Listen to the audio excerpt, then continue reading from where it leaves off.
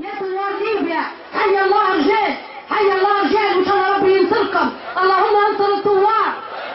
بنغازي مقبرة الغزاة لا يمكن يقدر حفتر ولا غيره ولا الأقدام اللي يخشوها أو يديروا أي حاجة ما دام انتوا قاعدين رافعين راية الله. الله أكبر الله أكبر ولله الحمد. الحمد لله. بنغازي مع الثوار، والله ما أنا خايفين لا من الطيارات ولا من السيسي. حتى السيسي مش فاجئنا، من قال فاجئنا السيسي؟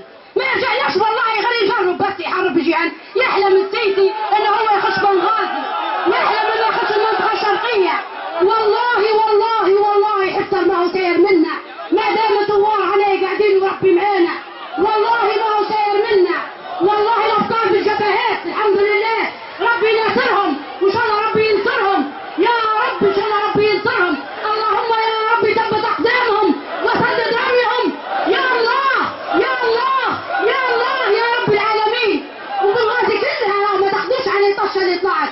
صح نحن نبغى توحيد الصف، ونحن رانا ماناش ارهابيه، ورانا نحن ماناش ذباحين كيف ما يقولوا ويكذبوا علينا.